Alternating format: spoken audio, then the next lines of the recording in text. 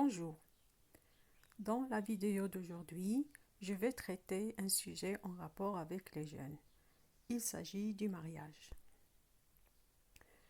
Avant de démarrer ma vidéo, je vous prie de vous abonner à ma chaîne et de liker la vidéo si elle vous plaît. Laissez-moi aussi des commentaires. Le sujet est le suivant. De nos jours, les jeunes sont devenus réticents au mariage. Pour certains, les responsabilités de cette institution leur font peur, alors que d'autres évoquent l'attachement à leur liberté. Donc, peut-on leur donner tort ou raison? Donc, les mots-clés sont écrits en rouge. Les jeunes sont réticents, bien sûr, à quoi? Au mariage. Bien sûr, ils évoquent les lourdes responsabilités. Certains évoquent les lourdes responsabilités, alors que d'autres, ils ne veulent pas, bien sûr, sacrifier leur liberté. Parce que pour eux, le mariage, c'est voilà, une cage dorée. Alors, à qui on peut dire, est-ce qu'on peut leur donner tort ou raison? في الآونة الأخيرة أصبح الشباب متردد إزاء الزواج. بالنسبة للبعض فإن مؤسسة الزواج تتطلب مسؤوليات كبيرة مما يثير تخوفهم، أما البعض الآخر فهو متشبث بحريته ولا يريد دخول القفص الذهبي. إذن هل نتقبل هذه الآراء أم ندينها؟ فعلا الزواج هو مؤسسة، أنه يخضع لواحد القوانين، فيه مصاريف، فيه مداخيل، فيه يعني سياسة علاش تمشي العائلة تسويت، يعني أن بعض القوانين يجب احترامها والعمل بها في هذه المؤسسة. دونك راه فعلا مؤسسة. Dans l'introduction, on commence toujours par définir le mot-clé. Alors, c'est quoi le mariage? C'est l'union d'un homme et d'une femme par un contrat dont les conditions sont précisées d'avance afin de créer une famille. Donc, le mariage, c'est un contrat entre un homme et une femme dans le but de créer une famille. Pourtant, nombreux sont les jeunes qui manifestent une réticence à l'égard de cet acte pour certaines raisons. Ont-ils raison? Donc on peut dire que certains jeunes de nos jours sont devenus réticents, c'est-à-dire ils ont une certaine hésitation et une certaine crainte envers bien sûr ce contrat, envers cette institution du mariage, parce que pour eux ça demande beaucoup d'efforts, bien sûr, et elle comporte beaucoup de responsabilités. الزواج هو ارتباط بين رجل ومرأة بعقد موثق بشروط محددة من أجل إنشاء عائلة، ولكن أصبح الشباب يعبرون عن تخوفهم من هذا الارتباط لعدة أسباب. هل هم على صواب؟ Développement, on va voir qui a tort, qui a raison. Le mariage est sans conteste un engagement sentimental et matériel. Ça, c'est la vérité. Il n'y a pas que les sentiments, il y a aussi le côté matériel qui doit être, bien sûr, bien étudié avant de se lancer.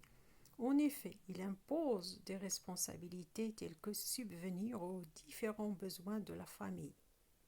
Donc, le mariage, ce n'est pas une rencontre avec un homme et une femme, tout simplement, mais c'est bien sûr des responsabilités qu'il faut bien respecter, bien sûr, pour que la vie continue et l'harmonie dure dans le couple ou bien dans la famille. C'est pourquoi chacun des deux époux doit connaître ses droits et ses devoirs avant de conclure ce contrat. Voilà, parce qu'il faut toujours, bien sûr, connaître, bien sûr, ses droits et ses devoirs dans ce contrat pour ne pas avoir on peut dire, de mauvaises surprises. Mais les jeunes qui évitent le mariage le font par peur de ses charges, se croyant incapables de respecter ses obligations. D'autres aussi s'accrochent à leur liberté, sous prétexte qu'un engagement pareil, ce qui est le mariage, pourrait limiter leur liberté. Donc pour les uns, le mariage, il est lourd, c'est une responsabilité lourde. Pour d'autres, non, ils ne veulent pas, bien sûr, se défaire de leur liberté. Pour eux, ils envisagent le mariage comme une sorte de cage, voilà, et ça limite vraiment bien sûr, liberté. الزواج هو بدون أي شك التزام عاطفي ومادي، فهو يفرض مسؤوليات كبيرة كتأمين احتياجات العائلة. لهذا يجب على المتزوجين أن يكونوا على علم بحقوقهم وواجباتهم قبل إتمام هذا العقد، ولكن نرى بأن الكثير من الشباب يتجنبون الارتباط تخوفا من هذه الالتزامات. البعض الآخر متشبتون بحريتهم اعتقادا منهم بأنه سيقنن من تحركاتهم. Donc, si on veut chercher un exemple, par exemple, dans la boîte à merveilles, lorsque le père, elle a perdu son argent, eh bien, c'était à lui de chercher une solution pour subvenir aux besoins de la famille.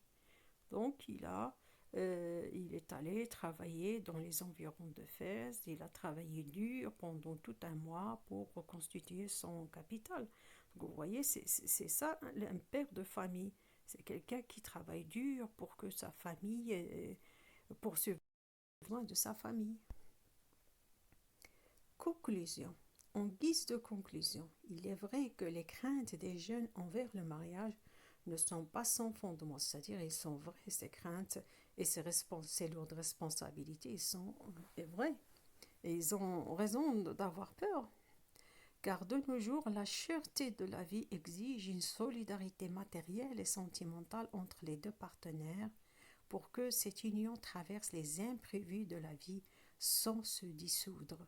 Alors pour que le couple ou bien la famille continue à exister et continue à vivre dans l'harmonie et je dirais, dans le confort, il faut que les deux partenaires, qui sont la mère et le père, soient solidaires, bien sûr matériellement, du côté matériel et aussi sentimentalement.